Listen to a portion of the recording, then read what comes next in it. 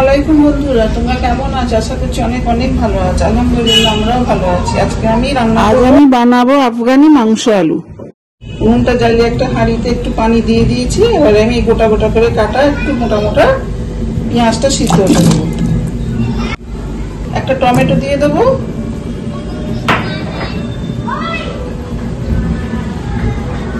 ছয় সাতটা কাঁচা লঙ্কা দেবো, দিয়ে এটাকে একটু অল্প সিদ্ধ করে নেব।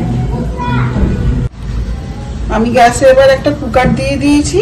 কুকারে এবার সাদা তেল দিয়ে দেবো।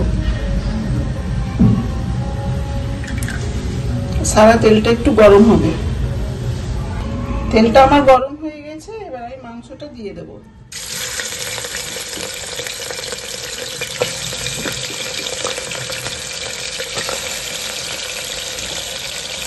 সাদা তেলে সাদা তেলের থেকে ভালো লাগে। এই তেলের সঙ্গে মাংসটা আমি একটু কষাবো। আমার মাংসটা একটু ভাজা ভাজা হয়ে গেছে। এবার আমি একটা মশলা দিচ্ছি। সিদ্ধ যে পেঁয়াজ টমেটো কাঁচা লঙ্কাটা সিদ্ধ করেছিলাম, ওটা পেস্ট করে নিয়েছি মিক্সিতে, এটা এখন দিয়ে দেবো।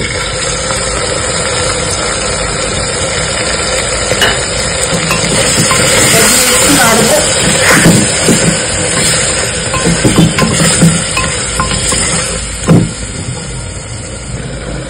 এবার একটু ধনে গুঁড়ো দেবো,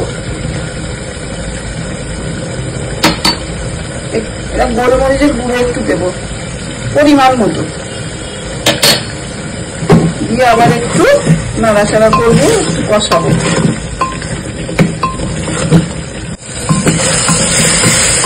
এটা একটু তেল ছাড়ছে। এবার আমি এটা একটু নুন দিয়ে দেবো পরিমাণ মতো।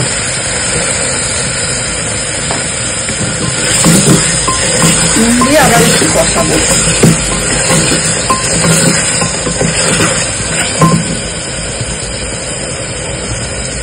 এবার আমি আদা রসুনের পেস্টটা দিয়ে দেবো। তোমরা এটা চাইলে কড়াইও তো করতে পারো, আমি কুকারে করছি।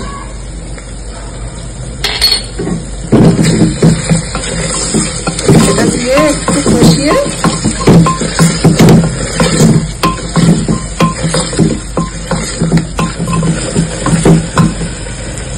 পানি দিয়ে দেবো। মাংসটা সিদ্ধ হওয়ার মতো দেবো। আমি এটার পানিটা দিয়ে 5টা সিটি হয়ে যাবে।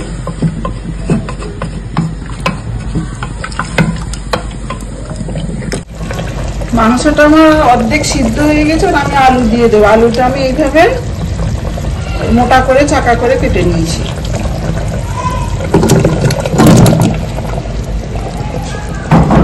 আলুটা দিয়ে আমি একটু কষাবো।